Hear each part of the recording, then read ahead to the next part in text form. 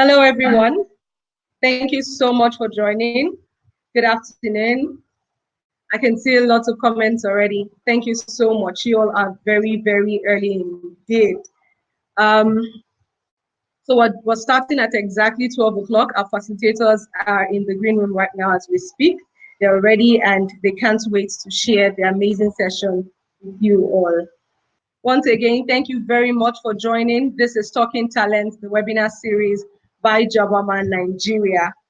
For those of you that are just joining for the first time or just attending this event, Talking Talent is a series of events, both physical and virtual, targeted at business leaders and HR professionals to discuss human resource management strategies that help organizations plan for the right hire and also help in identifying ways to develop and retain top performing talent within an organization.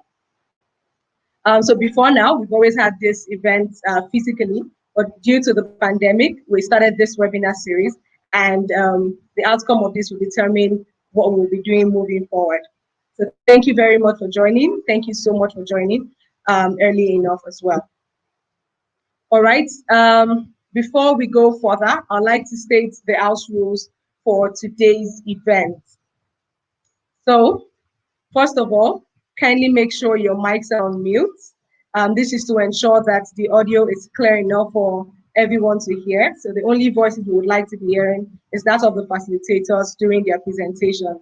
Also make sure that your videos are cancelled at this time, as the only visual we would like to see is that of the presenters and of course their presentations.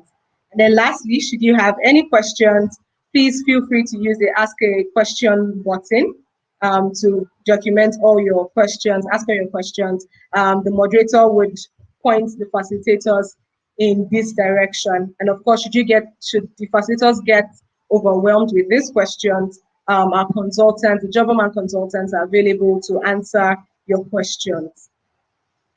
All right, thank you very much for joining. My name is Kemi Fon. I work with Jobberman Nigeria, and I will be moderating the session for today. Now, before we go quickly into the session, I'd like to tell you more about the theme. So the theme we're looking at today is innovative ways to manage talent and ensure business continuity. Why this topic? What exactly are we trying to achieve? What are the questions that HR professionals are asking, right? What is the pain point? One is, how do we manage cash flow? That is one of the questions that's been on the mind of HR professionals. And so the first session that we'll be looking at is COVID-19 and managing its impact on cash flow. As the COVID-19 global response evolves, organizations might begin to experience operational, financial, and liquidity changes. And according to a PwC report, retail banks are trying to manage revenue and customer expectations despite near zero interest rates and growing pressure on customers. This topic will address ways to reduce and reallocate costs during these challenging times. And to anchor this session, we have Emmanuel, who is the head of human capital at Letshego Microfinance Bank. Emmanuel is a seasoned and highly sought after strategic business leader with over 20 years of management experience spanning across various industries, from multidisciplinary engineering to information technology, hospitality, and of course, financial services. Emmanuel, it is indeed an honor to have you in our midst. Thank you very much for joining, and I would now move over to you. Okay. Okay, so thank you very much, Kemi.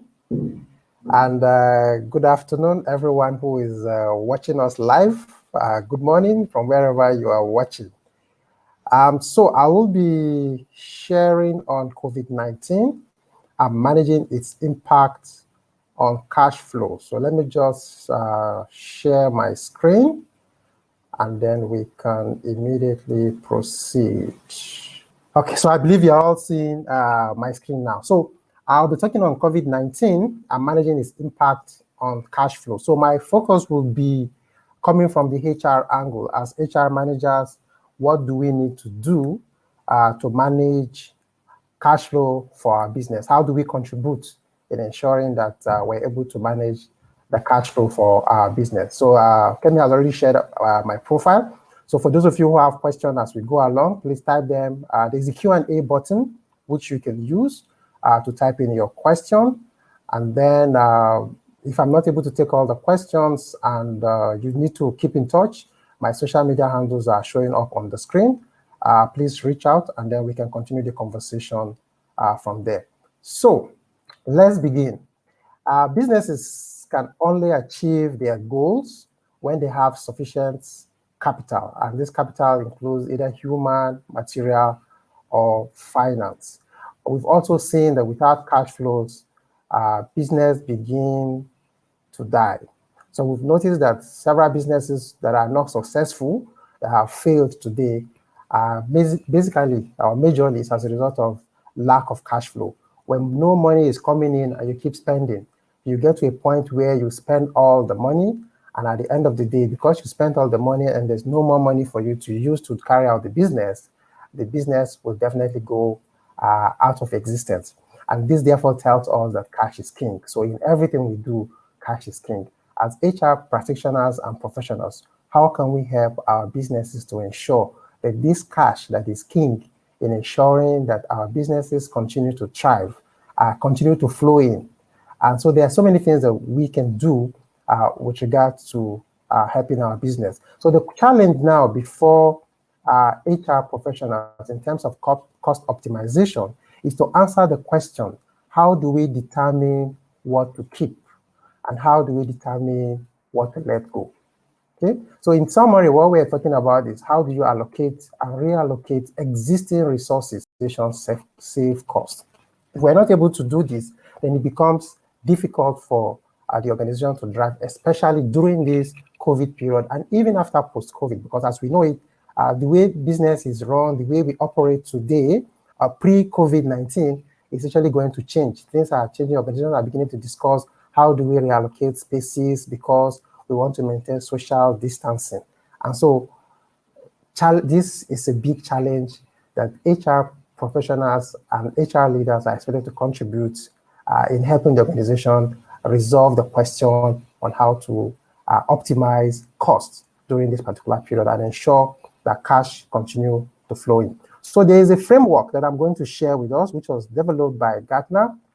This framework will enable you to be able to identify exactly which of the initiatives do you need to keep, which initiatives you need to let go. And in arriving at which cost to optimize, this is not an exercise that HR professionals should go all alone by themselves. There's need for them to meet together with other key business leaders and discuss and then prioritize and determine which initiative we need to let go and which initiative we need to keep. So I'm going to walk us through this particular framework. So the framework is divided into two parts. The first part talks about benefit and impact. Okay. So when we're making decisions or about to take decisions on how to optimize HR costs, what is the impact? There's need for us to identify the impact and the benefit overall on the business. So under the benefit and impact segment, we have 4 different things we need to look at. The first one is strategic relevance. This initiative that we are reviewing, what is its strategic relevance to the business? Is it low, moderate, or high?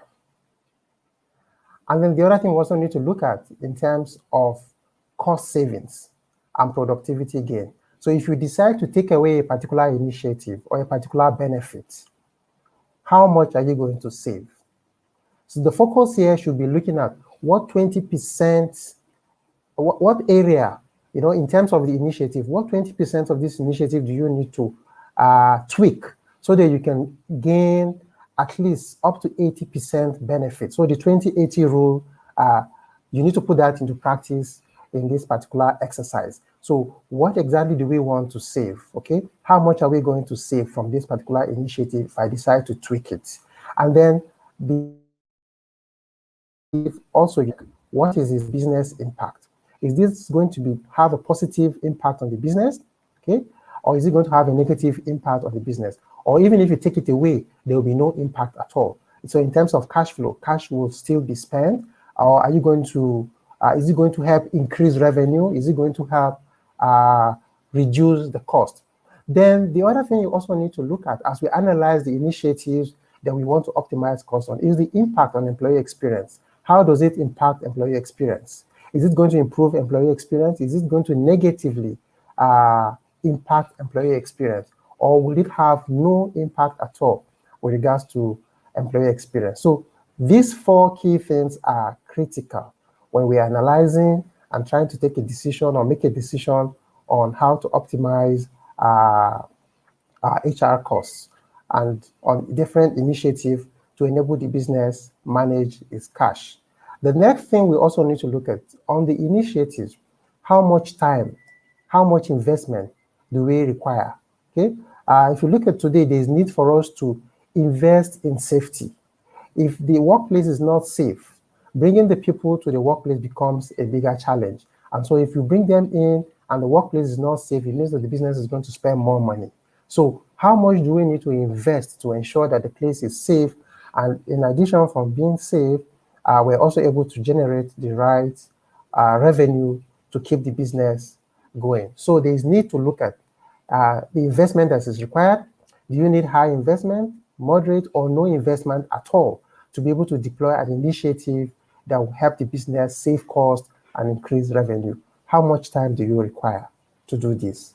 Do you, the time requirement, is it going to take a long while for you to be able to realize the benefit of this initiative if it's implemented? In terms of HR service delivery, is your HR service delivery going to be at risk? Or are you going to have a positive impact in terms of HR service delivery? And then finally, we also need to look at stakeholder buy-in, which is very, very critical. And that's why I said that for HR to be able to contribute to managing costs during this particular period, it's not something that the HR professional needs to go all alone. There is need for the HR professional to ensure that they have a buy-in. You know, you have an idea, you need to share it with the management team, you need to share it with the employee, have an open conversation with the employee. Okay, these are the challenges that we are facing. These are some of the options that come to mind, and then try to also get their views, get input from everyone. And as we've been able to get these views and input from each and everyone within the system, it makes it easy for you to be able to now present these ideas to the board, get it sanctioned, so that by the time we begin to implement, this becomes an initiative that all of us have come up together to bring about, and not just an idea coming from HR. Now, in applying these criteria, the question that comes to mind will be, so which areas of the operation would we then begin to look at, and what can we do in order to ensure that we manage costs in those particular areas? So the first that comes to mind will benefits. There's need for you to analyze the different benefits that you have. Maybe there are some that during this particular period are no longer needed, especially now that we're talking about social distancing and all that.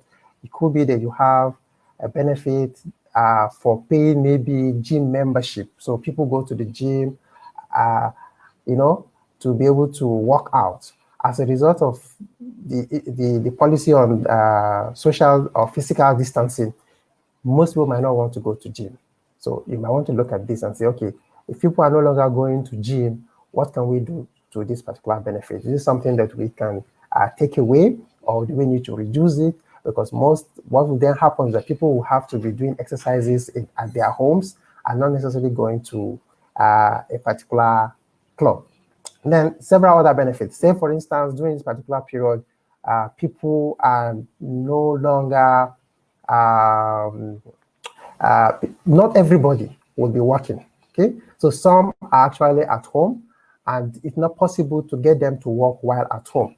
And because it's not possible to get them to work while at home, what do you then do with this time off? So you can have conversation around, do we convert this time off to leave days? If we're converting them to leave days, how many leave days do we need to convert it to? So these are some areas, so that, because normally what happens is when someone is leaving the organization and they've accumulated leave days, if your policy allows, usually you should convert this to cash. So this is an extra cost to the company. So there's need for you to work out what you need to do with these particular leave days during this particular period.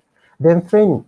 So before now, most trainings People have to come to a particular classroom, bring people together, and we have the sessions in class. But today, as a result of COVID-19, organizations are beginning to think around this. How do we then deliver training? Because we need to deliver training to be able to function, especially now that organizations are beginning to move 100% online to carry out their operations. So to become a fully digitally operational organization, there's need for you to deploy trainings to ensure that your people are adequately skilled up to deliver in the new way of actually carrying out your services. So training becomes one of the key things that you can't just throw away. We still want to get this done, but we want to see how we can do it at a more cost-effective way.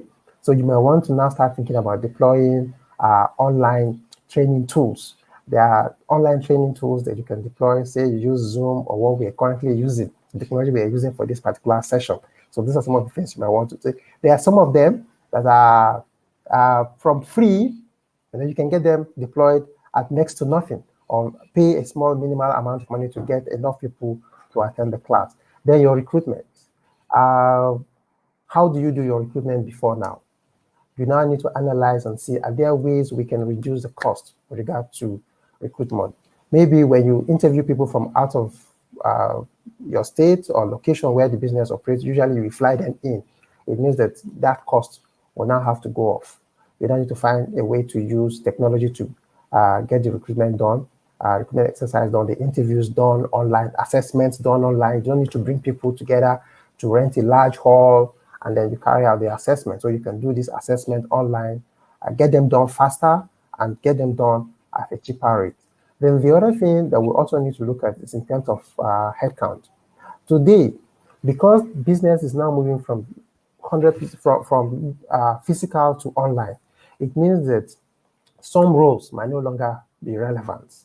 And so there's need to have conversation around this. Which roles do we really need to achieve our strategic objective today? Okay, because things have changed, the way we do business has changed. If you check what's happening in the financial service space, most of the financial service companies are beginning to ask people to use their online channels. You have a challenge, use the online channel, and they're able to troubleshoot and make sure you have end-to-end transaction completed online. Okay, you need things delivered to you. The financial service institutions are arranging to deliver them to you in your home, so you don't have to actually walk into a banking hall. So what might eventually happen at the end of the day is that several branches of these banks will have to go. And when they go, what happens to the people? It means there's now need for you to begin to reallocate those people to areas where they can become useful. And then there's no need to hire. Instead of hiring new ones, you need to find out, is there a way we can equip the existing ones to function in the new roles that are coming up as a result of post-COVID-19 measures. Then there's the key thing that you also need to have in place is a cash flow projection for the business. There's need as a team, including the HR person with the executive team, sitting down together to look at the cash flow. What is our cash flow need for the next 3 months, for the next 6 months, for the next 12 months? Okay? And then you begin to take decisions. If cash is no longer flowing in, it therefore means that certain costs you might need to freeze certain costs, you might need to defer certain costs, and you might need to find a way to actually eliminate some of the costs. Say, for instance, you have to close down some branches. It means that some of the services that are required, the rent there is already taken off. The outsourced services that you have in those locations that you're closing down, those will have to go. So there's need to have this cash flow projection plan. That will enable you to determine at what point do you need to activate a particular cost optimization action, to help ensure that the business continues to thrive. Because if we don't do that, like I said from the beginning, it means that the business is going to die because there's no cash. So cash is king always. So in conclusion, safety first, then profit should be the guiding principle as we manage cash flow during and post-COVID-19. So you need to ensure that your people are safe.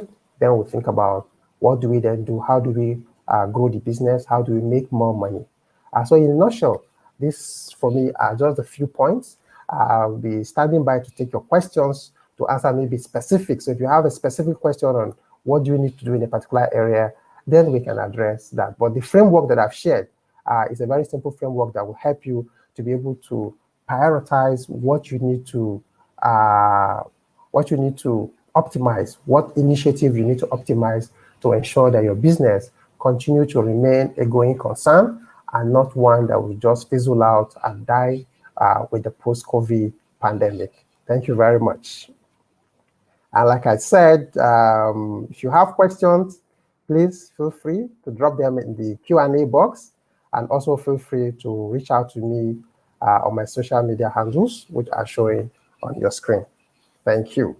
Thank you very much for that insightful presentation, Emmanuel. It was really, really insightful, and I took note of some of the salient points that you mentioned. Of course, for areas for cost optimization, it is indeed important that you itemize the areas that are of benefit to your organization and, of course, to your employees. Are you deploying online trainings right now? Because you can have physical trainings. It is also important that you train your current employees on the skills that are relevant to your organization at this particular time to ensure business continuity. And then lastly, you talked about having a cash flow projection plan to ensure business continues to thrive. Thank you very, very much. Those were very apt and we appreciate it. Remember, guys, that you can ask your question using the Ask a Question button. There will be a Q&A session where all your questions will be taken. The facilitators are still around. They are going nowhere. So please ensure to use that button. Thank you very much, Emmanuel. Moving on quickly to the next session, tips for effectively managing and leading remote teams. To anchor this session, before I go into that, I'd like to tell you more about this particular session.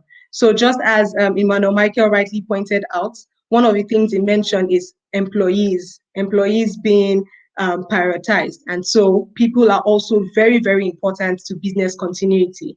This session will address how to effectively manage employees, set new KPIs that are valuable in this period, and of course, effective tools for leading remote teams. To anchor this session is Foluso Agbaje, who is the head of HR at Jobberman Nigeria. She has a wealth of experience in human resource management and management consulting across various industries, including telecommunications, banking, and professional services.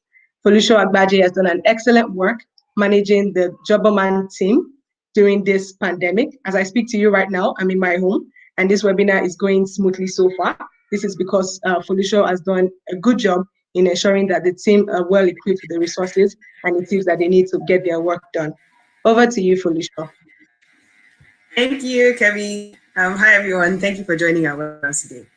So at this point, we are all at least 4 or 5 years into remote working. And as business leaders and top HR professionals, I know you would all have joined at least one webinar in the past weeks. So I want this session to be as informative as possible.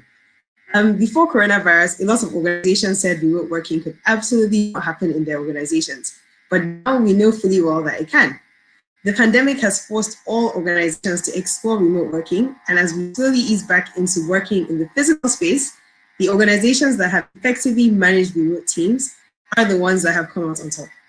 So although businesses are slowly resuming in the physical office, remote working is here to stay, and it is essential that we are all equipped with a good strategy for effectively managing and leading remote teams.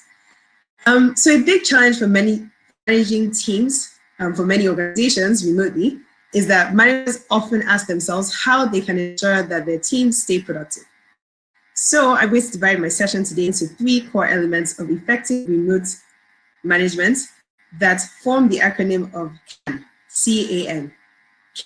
C is for care, A is for automate, and N is enable. So I know enable doesn't start with N, but you get my drift. The first step in the effective management of good teams is to ensure you are genuinely caring for your employees. So first of all, check on their mental health. In a paper published by the International Labour Organization in 2017, titled Working Anytime, Anywhere, it is explained that the downside of remote working is work intensification, where employees are working significantly beyond working hours, and there is a subsequent detrimental effect on mental health. So burnout and digital fatigue are real issues in the remote working space because it's very easy for your employees to work all day, every day, because no one is commuting to and from work. So they wake up and start work, and oftentimes they stay in the same spots for the whole day. And studies have also shown that employees who work remotely especially feel the need to show their supervisors that they're working hard by being available online at every given point in time. This has a significantly detrimental effect on long-term productivity because we are not robots. We're surely going to break down if we don't take any breaks. So my recommendation here would be to ensure that your organization has forums that give the opportunity for employees at all levels to regularly voice their opinions and socialize virtually, as these help to mitigate feelings of depression and anxiety. Also make sure that employees know who to turn to when they need to escalate concern about their mental health, or if they have any other concerns like power or data issues. Ensuring that communication in your organization is asynchronous also contributes to reducing burnout. And what asynchronous means is that employees do not feel the pressure to respond to an email as soon as it comes in, for example, as this very often disrupts the flow of work, contributes to the feeling of being overwhelmed. So to effectively lead a team with this asynchronous style of communication, get into the habit of expressing when you need the work done in your email. So instead of sending emails with just an open-ended request, also explain when you need the task completed by. There are a number of digital tools, Slack, Google Hangouts, Zoom, and WhatsApp that help to facilitate these informal check-ins and discussions. Sometimes even a simple text message is enough to show that you care. So get into the habit of sending a message to a team member if you haven't heard from them in a while. Another way to care for your remote working employees is to find out from your HMO provider. For example, see if there is a mental health hotline available for employees to reach out to if they don't want to talk to someone within the organization. For cases of burnout, explore the option of suggesting that employees take annual leave to reset. Have you spoken to your employees, children, for example? They might also need to take annual leave, especially because we know that a lot of them have to homeschool their children. At all points, we need to remember to put the human in human resources. You have to consider business decisions, but your employees are your core responsibility. So caring for your employees goes an extremely long way in effectively managing remote teams, because employees who understand what their employer has in their minds in terms of best interests at heart are more likely to put in their best effort. Employees with high well-being are engaged, motivated, and flexible, and these are key attributes for an effective and high-performing workforce. So moving on to the next element in CAN, the A in CAN stands for automate. According to a recent report by the McKinsey Global Institute, increasing automation in the workplace means that existing roles will be redesigned with productivity gains. Automation in this sense means using your digital tools to ensure that work processes are done seamlessly through forward planning and execution. The same study also found that in about 60% of occupations, at least 1/3 of the activities could be automated, implying that there are substantial productivity gains when automation is done. So we've already seen that working remotely with absolutely no distractions gives employees an avenue for innovation and strategic thinking. Imagine how much of this could be if you automated more of the administrative aspects of your job. To fully automate, one simple and quick recommendation is to utilize your team's calendar time blocking. This forces you to allocate time to each task in your workflow and block the time in your calendar. You will get a reminder each time a new task should begin, and that takes away the burden of having to remember what you want to do next in the day. And it also helps with your team members' workflows from being thrown by an unexpected request. If your team members have new KPIs, it's essential that they know what these are very early on. The key to automation is to set expectations early, weekly if you have to. For automation to work seamlessly, employees need to know exactly what is expected of them at all points so that they can plan ahead accordingly. And this leads me to the third and final element, which is enable. You won't have to worry about micromanaging your employees if they are enabled with the right skills to do their jobs. This goes both ways. You have to ask yourself, are your employees enabled to do their jobs? And are your leaders and managers enabled to lead their teams? A management style that works very well in the remote working environment is decentralized collaborative leadership. This means that team leads and managers need to be given the autonomy to determine what management style works for them. Some teams do daily stand-ups, some have weekly check-ins, some do a list of activities and results every morning. This ensures that each team is being effectively managed in a style that works for them, And it also ensures that important messages are passed down quickly. We all know that in the world of work, not just remote, but also physical, communication is very important. On the employee side, we need to enable worker autonomy to ensure that they feel in control of how they spend time. To do this, you have to cultivate a work culture of results, not tasks. Employees do not need to be supervised to deliver results, and they have the freedom to decide on how to get things done within a clearly defined time frame. White-collar work in Nigeria is predominantly a knowledge economy where we have to give workers the space to think and then do their work. Consequently, workers will need to have autonomy over the time to do this. This also comes with discipline and finding your own rhythm in your chosen workspace. As an employer, you also need to ensure that your teams have received adequate support and training on how to use the tools they were expected to use to operate fully in the remote world of work. Most importantly, for both team leads and employees, we have to ensure they are enabled with the right skills to do the jobs. So a PwC study released last week suggests that 74% of CEOs are worried about the availability of key skills in their workforce. And organizations really need to invest in upskilling their people to keep them engaged remotely and also to survive this crisis and into the future. Soft skills have been shown to be skills of the future of work. So soft skills, commonly defined as non-technical skills, enable individuals to interact effectively with others in the organization.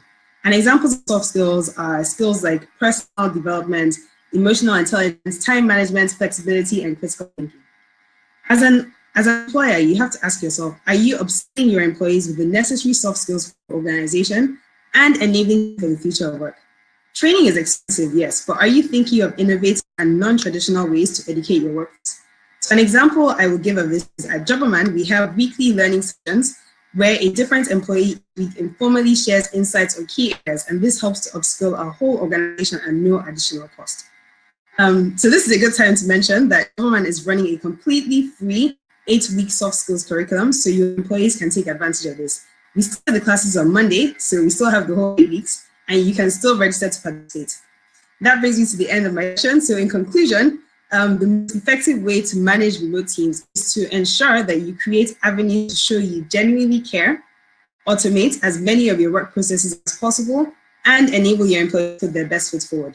Going through this crisis and into the future of work, all organizations will be doing a combination of remote and physical office working. So these transcend the test of time.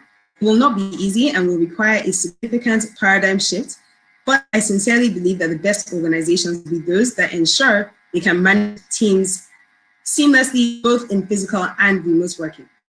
So please let me know if you have any questions or if you have any suggestions that you'd like to share in the chat box. And thank you for dialing into our webinar today. Kemi, over to you. Thank you very much, Foluso.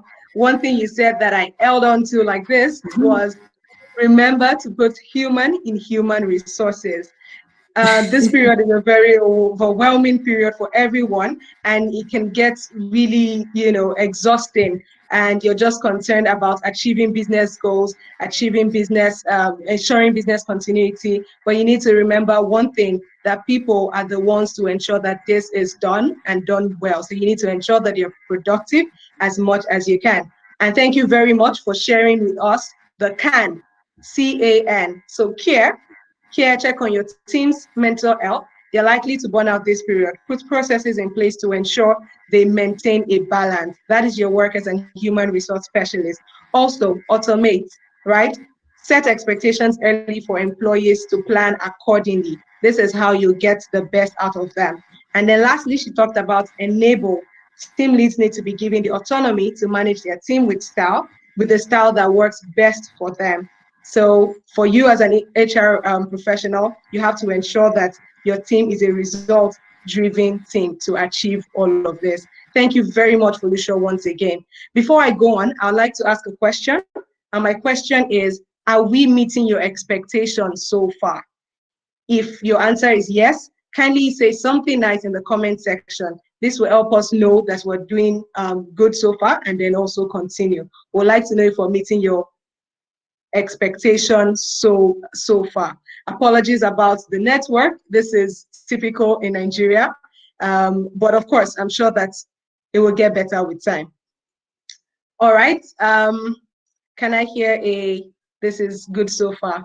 Are we meeting your expectations? Thank you. I get a yes. Beautiful. All right. So I would move quickly. So far, both facilitators have talked about people. People are, one major factor that have stood out in both their presentations. And what this means is that you need to ensure that you have the right team when you are recruiting. How do you ensure that you have the right team? What steps do you put in place? How do you get the best hands? That is now the pain point for employers. And this next session is pragmatic approach to attracting the brightest talent this period. Now, a little context around this. FMCG industries are projected to experience a boom in this COVID era. And even if there is a recruitment freeze, the essential services sector still needs to attract the best candidates to do the job. Due to the financial loss that might occur, organizations will be competing rather for the best talents to help lead them out of the situation they are in. And candidates will also be on the lookout for the companies they find attractive or desirable. No wonder they're always looking for the best companies to work for. This topic will address how HR managers can position their company to better attract the best talent and what processes you can put in place to ensure that you've gotten the right talent. Now, to anchor this session, we have Modupe Akinsiun, who is a certified leadership development professional with extensive years of practice that cuts across management consulting, financial services, pharmaceutical, and FMCG across Western and Southern Africa. Thank you very much, Modupe, for making it a date with us today. I would now move over to you. Okay, while we wait for Modupe to come up, remember to use the Ask a Question button to ask all your questions. Q&A session is coming right up. Hi, Modupe. Hi. Hi, everyone. Please, can I get a feedback? Okay, I totally forgot that I'm not going to get a feedback. All right, no problem. Thank you so much for having me. I'm excited to be here, and I really want to say thank you to the previous facilitators. You've done a great job in setting the pace for me. All right, so I would appreciate, Timmy, if you can please help me project my slides right now. I'm going to be talking around, talent attraction strategies. And it's such an interesting topic because at this point, I can imagine that a lot of HR professionals are really wondering, how do we go about it? So there are pragmatic approaches, that we can take to attract the brightest talent in this period. But I would like to first establish what the current realities look like, all right? What does the market look like for businesses, for, candidates, for employers, and all of that? The truth is operations are getting leaner, okay? As a result of automation or as a result of the lockdown, organizations are beginning to review, what their essential operations are, what are the core operations of businesses. And so they might be identifying redundant positions within their organizations at this time. And so there will be that need to operate leaner, going forward. Of course, the next thing is, potential organization right sizing. When operations begin to get leaner, organizations begin to think of restructuring their business. And ultimately, this will lead to job loss and all of that. The next point is that when organizational restructuring happens, the job market, is flooded with an increased number of candidates. So you see that the candidates pool all of a sudden has increased. And so you have more people looking for jobs. That is not to talk about the high unemployment rates we already have in Nigeria even before COVID. So imagine now that a large chunk of professionals are going to be released into the job market just because of our current realities. And what does that lead to? All of this leaner operations and all of that, organizations have started to do what we call recruitment freeze. You cannot hire. I recently heard of the case of someone who, before COVID, had been made an offer, and just in the face of all of the things happening, the organization that hired him said, you know what, we're sorry, we'll not be able to continue with the offer. and the guy is trying to sue and all of that, but it's just to tell you what organizations are facing for real. Of course, in some organizations where recruitment fees is not happening, maybe like the FMCG, like they mentioned earlier, or other technical or essential kind of organizations, right? What you may have would be reduced recruitment costs. So it's either you're recruiting at zero cost now or very, very minimal cost, And of course, finally, I want to mention that, there's a lot of improved social media recruiting. So at this time, organizations are leveraging social networks, to fill their existing vacancies. So where does this lead us as HR professionals, right? It then means that, in the face of, this was supposed to come previously, but I wanted to say that in the face of organizations trying to restructure, trying to identify what roles are essential to the operations and not, some positions are going to be redundant, and then we're going to have new roles emerging. And the reason why I felt the need for us to highlight this is some organizations might be like, at this time we're not recruiting anymore. But then the truth is, with the demands being placed on organizations right now, either to scale up, their use of technology and all of that, how to use data to understand, consumer insights and what have you, a new set of jobs will be emerging. And so there will still be some need for us to recruit. So you can't say, oh, we just recently retrenched people, or we just recently made people redundant, so we are not going to be recruiting. Recruiting is going to be an ongoing need as we move into the future. So what does this mean for us in terms of attracting, talents and all of that?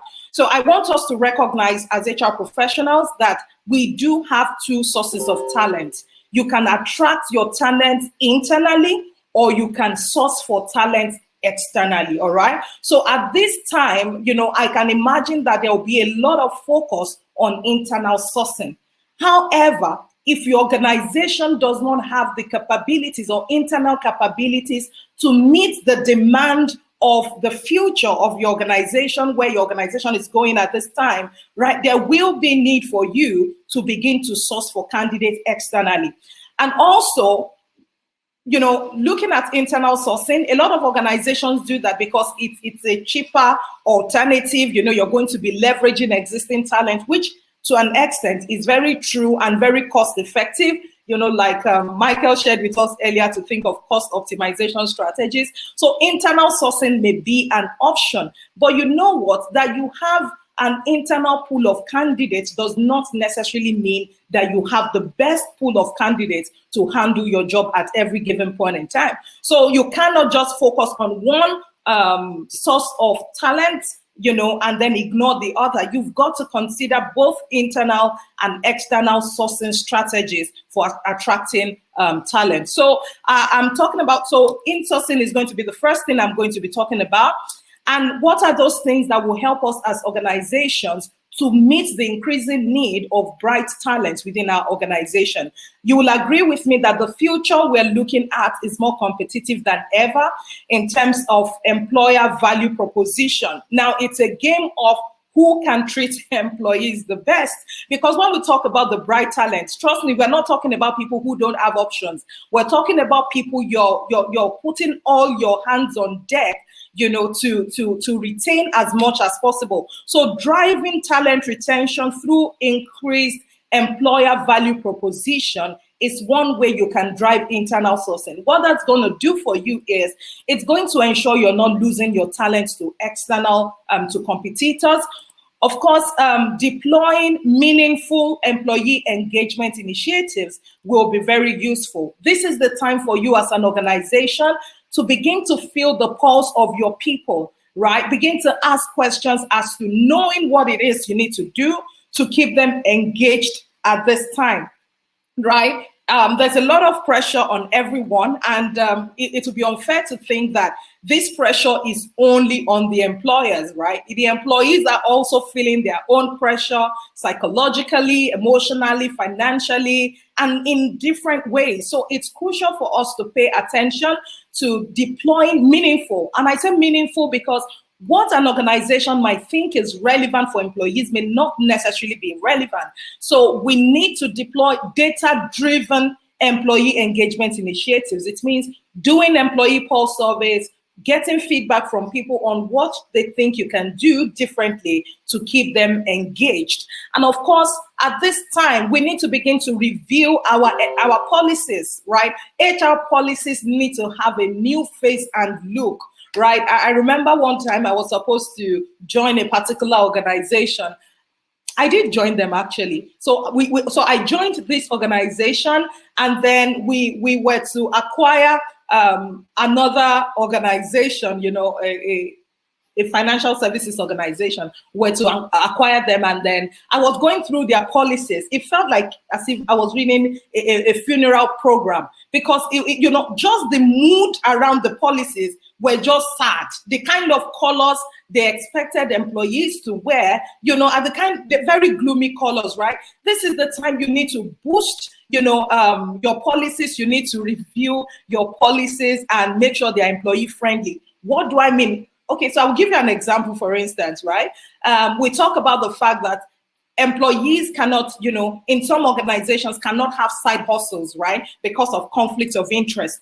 This is the time we need to understand that as a result of, you know, issues and challenges going on everywhere, people are beginning to consider having multiple streams of income. So in a case where previously your organization thinks people, you know, your organization thinks people can't, you know, offer their services to people that can't even compete with your organization to start with for just some money, you know, needs to be reviewed. This is the time we need to put things on table and encourage employees to find, you know, find innovative ways to make money or something. You know, I don't know what it's going to be like for you, but these are some of the policies we need to review. We also need to review our flexi work policies. You know, all this, you must come to work, you live in Berga or somewhere on the mainland in Lagos, you know, you live very far from work and you have to drive 3 hours to get to work every single day, even weekends. All those things will not cut it. For your bright talents, they are going to leave you like, you know what I mean, right? Because the future we're moving into is the future where people are gunning more to become freelancers,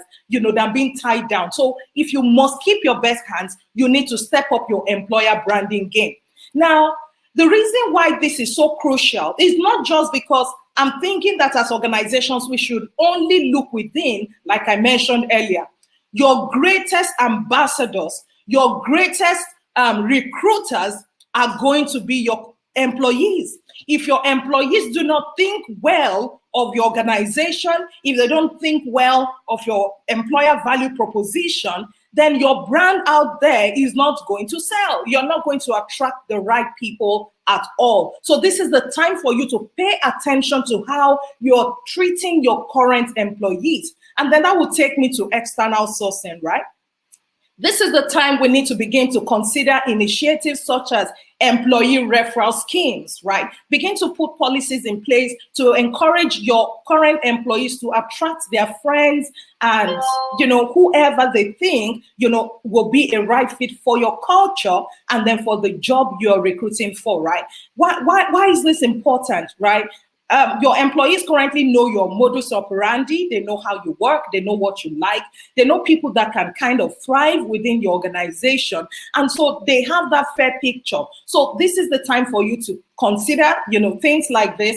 But of course, it doesn't mean that they won't go through the right process. It doesn't mean that it's automatic. But what it does is it also kind of boosts your internal brand or value proposition to say, you can actually recommend candidates to us, and then, you know, if they're successful, you get something for it. People are going to be gingered. It's going to really, really help, you know, to attract, you know, bright talents for you. Of course, I already mentioned increased employer value proposition earlier, but more importantly, you need to communicate your employer value proposition on strategic platforms.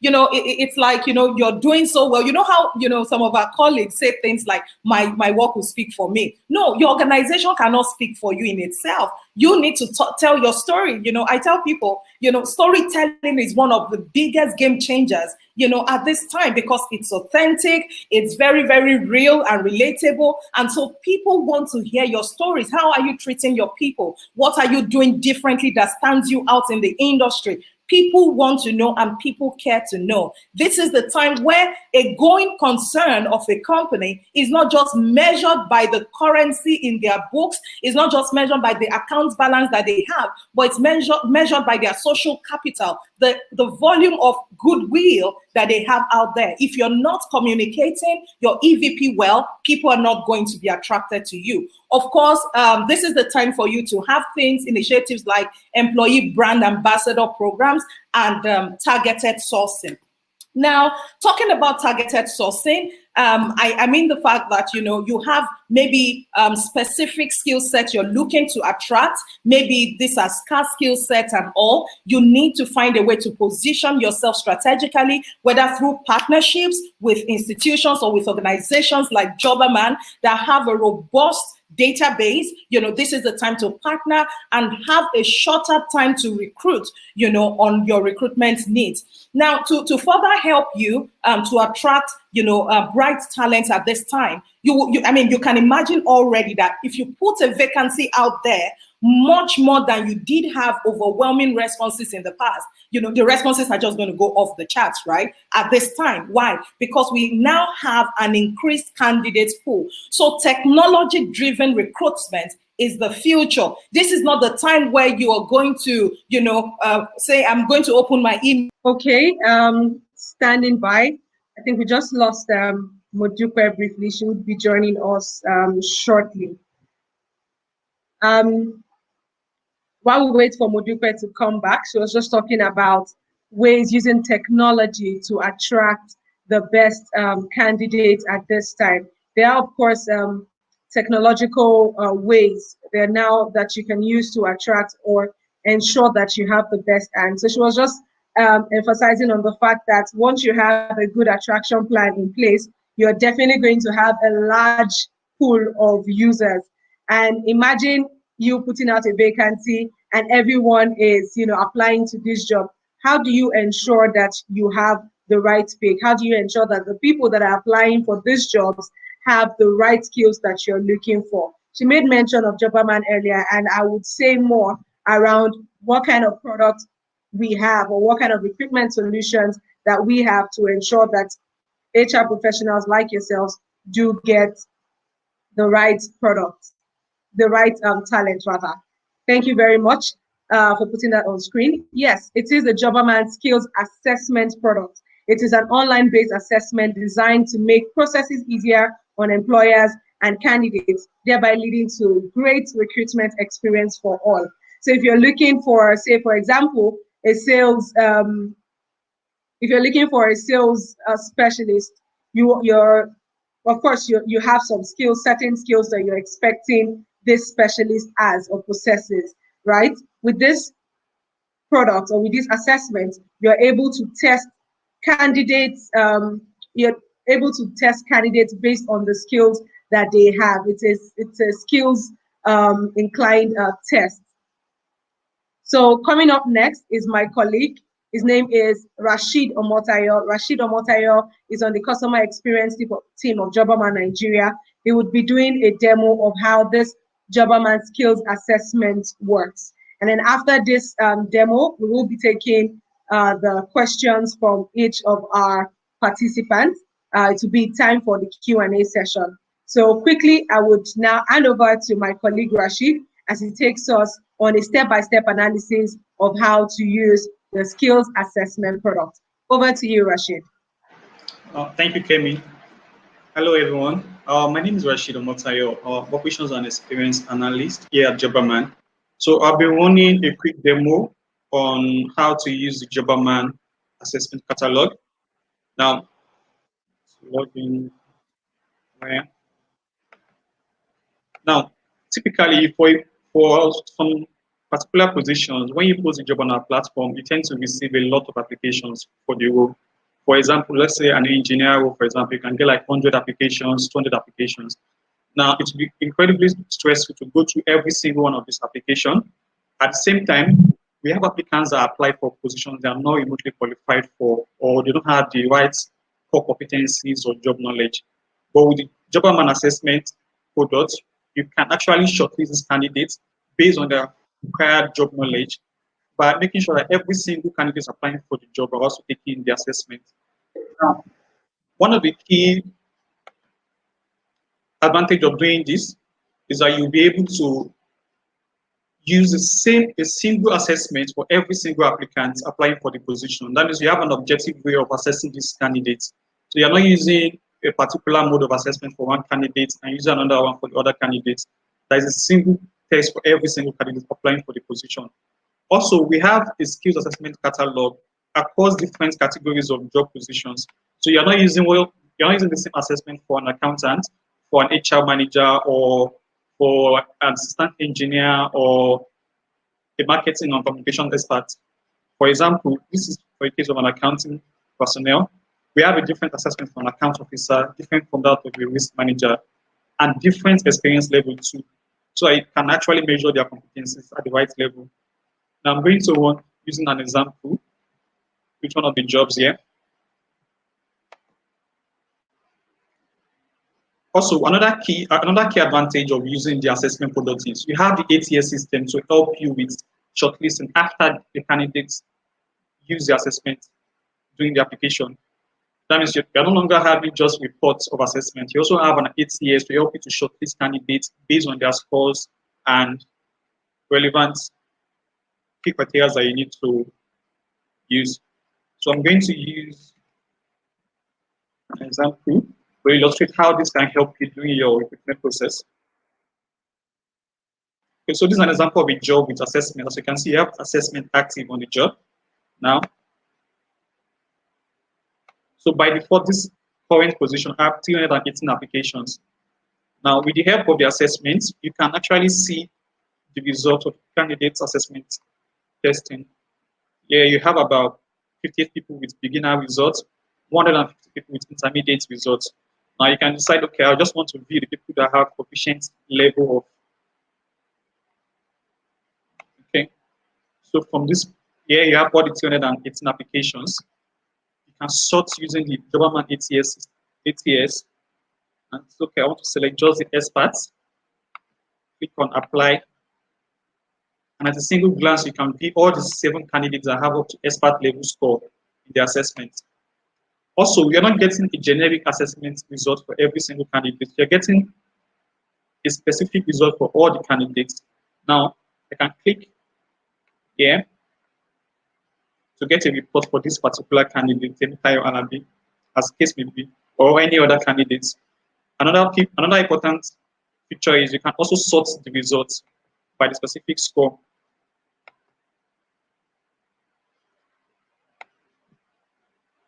Also, we have other filtering options that can allow you to shortlist candidates faster. You can use the location, keywords, skills, the age bracket, years of experience, as the case may be, to further reduce the number of candidates you have available. Also, after viewing the candidates' reports, this is an example of the report. This current candidate scored 16 out of 20 questions. As you can see, the test was divided to 2 different sections. You have engineering aptitude and the general aptitude.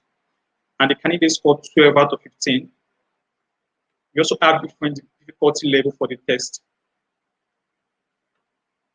Also, we have filtering to make sure that, okay, every single candidate taking the job are also taking it themselves, not using the Google search engine to get the answer to the questions. So if a candidate should move out of the window for the test, it will show a record here as 1 or 2, as the case may be. Now back to the dashboard. From this dashboard, you can shortlist the candidates. You can also move them across different sessions. For example, if I'm trying to vet Mr. Wilson RMC here, I can view the CV,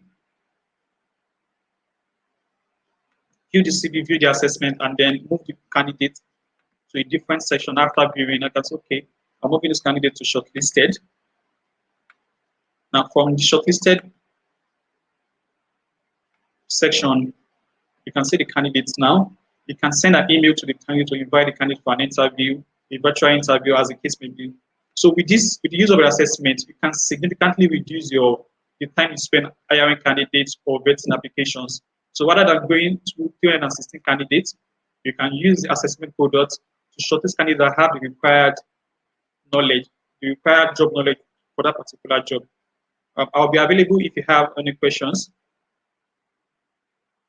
Hi, Kemi. Over to you now.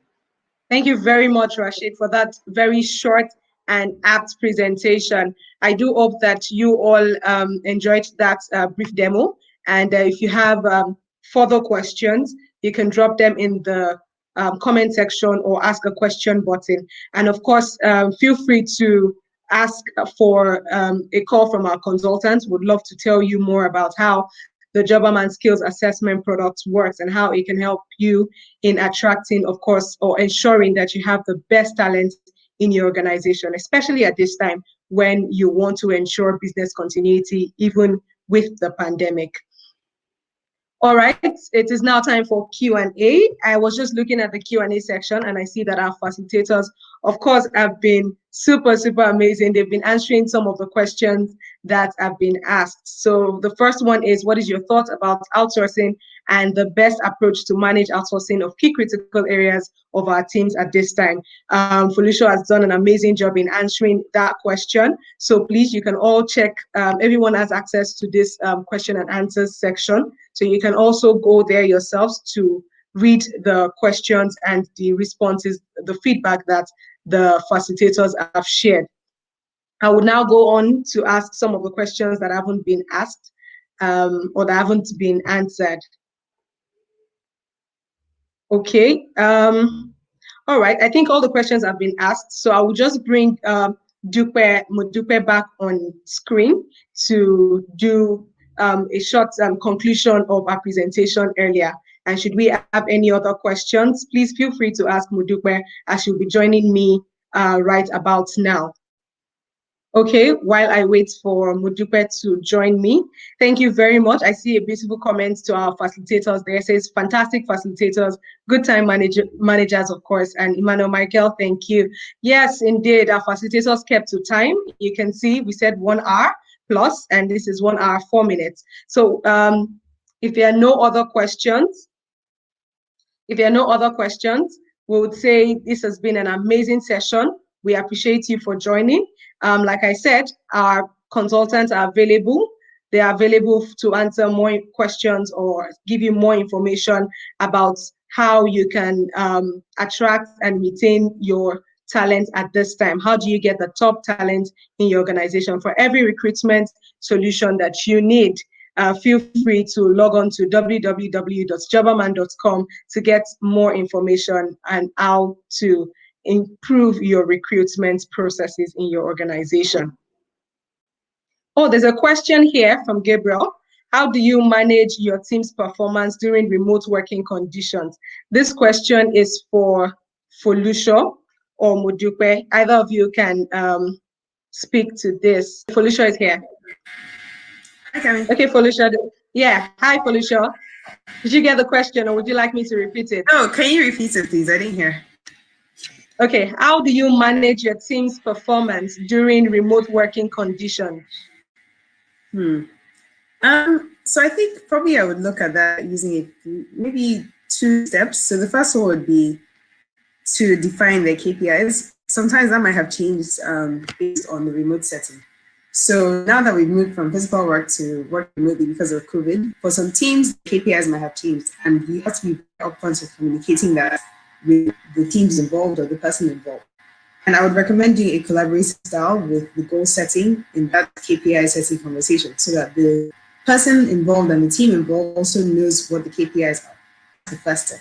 The next step, which would be use your communication style to really ensure that A, employees already know what they're supposed to be doing, and B, you're checking at all points to ensure that the expectations are being met.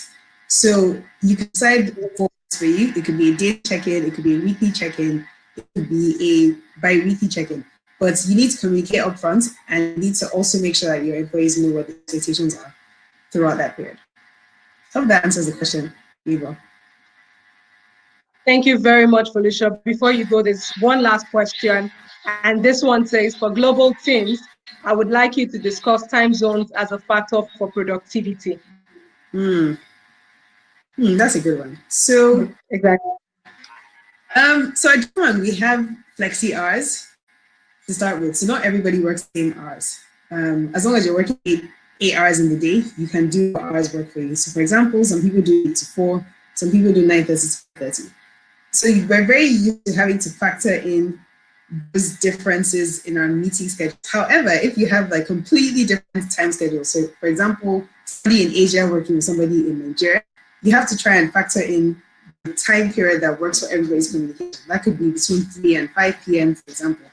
And you have to ensure that those hours that work for everyone in the different time zones are when you're having the collaborative meetings and you're having any kind of discussion that needs to have all parties in. In the times when you're not together or not all working in the same time zone, you can then use that time for your individual tasks and then focus on the group efforts during the times that work for everybody. That makes sense. Okay, thank you very, very much, Felicia. Thank you for staying back, and thank you all to all our facilitators. You all have been amazing. It's been an exciting session. This is the first webinar series of Talking Talent for Jobberman Nigeria, and I can tell you it's been super duper engaging. Thank you to all our participants for staying tuned. Thank you for joining early, and thank you for staying till the end of the session. So everyone that's supported in one way or the other to make this happen, to the Jobberman team, well done, guys. You people did an amazing work. Thank you all so much. Remember, should you have questions or you need more information, remember to follow us on all our social media platforms, on LinkedIn, Facebook, Twitter, Instagram, and also sign up on our platform, www.jobberman.com/employer to get to sign up, and of course learn more about the products that we have or the recruitment solutions that we have. My name is Kemi Von, and I appreciate your time. Thank you all. Have a good one.